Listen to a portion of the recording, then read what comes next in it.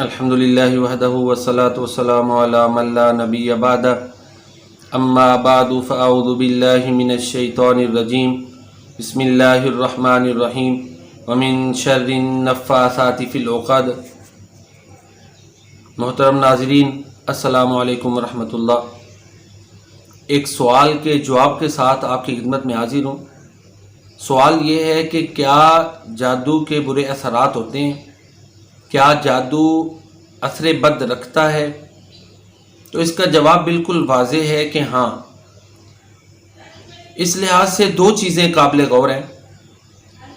ایک تو یہ ہے کہ کیا پیارے نبی کریم صلی اللہ علیہ وآلہ وسلم پر جادو کا اثر ہوا تھا یا نہیں ہوا تھا؟ اس کے بارے میں اہل علم کی دو آراء ہیں۔ ایک رائے ہے کہ آپ صلی اللہ علیہ وسلم پر جادو کا بالکل اثر نہیں ہوا تھا۔ دوسری رائے یہ ہے کہ محدود پیمانے تک آپ کی ذاتی حیثیت میں، شخصی حیثیت میں، پرسنل لائف میں اثر ہوا تھا، بطور رسول یا آپ کے پیغام پر ان پر کوئی اثر نہیں ہوا۔ یہ دو آراء ہیں۔ ایک اور جو چیز ہے کہ عام انسان پر کیا جادو برے اثرات رکھتا ہے کہ نہیں، یہ ایک الگ سوال ہے۔ اس کے جواب کے ساتھ آپ کی خدمت میں حاضر ہوا ہوں۔ تو سورہ فلق کی میں نے آیت مبارکہ جو ہے نا وہ تلاوت کی ہے، وَمِن شَرِّ النَّفَّاثَاتِ فِي الْعُقَدِ، اور گھروں میں پھونکے مارنے والیوں کے شر سے کہہ دو کہ میں صبح کے رب کی پناہ میں آتا ہوں۔ سورہ فلق کی آیت ہے نا۔ تو اس آیت مبارکہ سے واضح معلوم ہوتا ہے، عیاں ہوتا ہے کہ جادو کا شر ہوتا ہے، اس کی برائی ہوتی ہے اور اس سے اللہ کی پناہ حاصل کرنی چاہیے۔ کچھ لوگ کہتے ہیں کہ جی نہیں، بس یہ جو ہے نا آنکھوں پہ اثر کرتا ہے جادو، بس حقیقت میں اس کا کوئی اثر نہیں ہوتا۔ اور ان کا استدلال جو ہے نا وہ موسیٰ علیہ السلام کا وہ واقعہ ہے کہ جب ان کا جادوگروں کے ساتھ مقابلہ ہوا، جادوگروں نے اپنی لاٹھیاں رسیاں پھینکی، ایسے احساس ہوتا تھا جیسے وہ سانپ ہے۔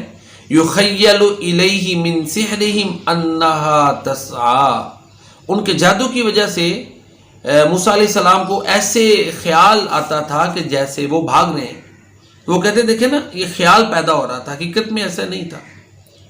تو عرض یہ ہے کہ بعض جادو کی قسمیں ہو سکتا ہے ایسی ہوں کہ جو صرف آنکھوں پر اثر انداز ہوں، اور بعض قسمیں واقعی ہیں جو مضر ہیں اور جو نقصان دہ ہیں، جن کا اشارہ سورہ فلق میں موجود ہے، واضح طور پر موجود ہے کہ اتنا زیادہ نقصان دہ ہے کہ اس کے لیے اللہ تعالیٰ نے سورہ فلق باقاعدہ نازل فرمائی۔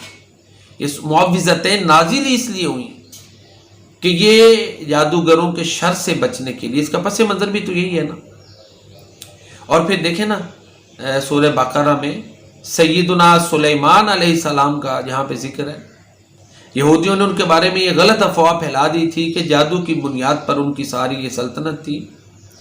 تو اللہ تعالیٰ نے پھر اس کو کنڈم کیا، ان کی رائے کو۔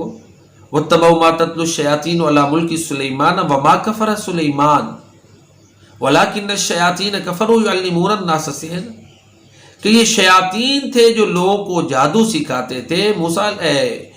سلیمان علیہ السلام جو ہیں اس نقص سے پاک تھے۔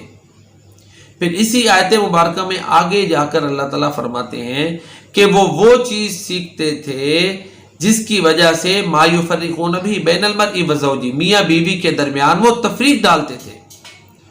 تو اس کا مطلب ہے شر ہوا نا۔ اور جادو کا شر جو ہے وہ زیادہ میاں بیوی پر اثر انداز ہوتا ہے، ان میں نفرتیں پیدا کرے گا، وسوسے پیدا کرے گا اور کئی طریقوں سے۔ تو ان سارے دلائل سے یہ بات واضح ہوتی ہے کہ جادو کا شر ہے، اس کی برائی ہے اور وہ نقصان دہ ہوتا ہے، یہ اثر کرتا ہے، اور اس کا جو توڑ اور علاج ہے وہ قرآن کریم ہے۔ وہی دیرینہ بیماری وہی نامحکمی دل کی، علاج اس کا وہی آب نشاط انگیز ہے ساقی۔ تو لہٰذا اس کے شر سے اللہ کی پناہ پکڑتے رہنا چاہیے، قرآنی آیات جو ہیں وہ پڑھتے رہیں اور اس کے شر سے اللہ کی پناہ پکڑتے رہیں۔ اللہ تعالیٰ مجھے اور آپ کو ہر قسم کے شر سے محفوظ رکھے۔ وما علینا الا البلاغ۔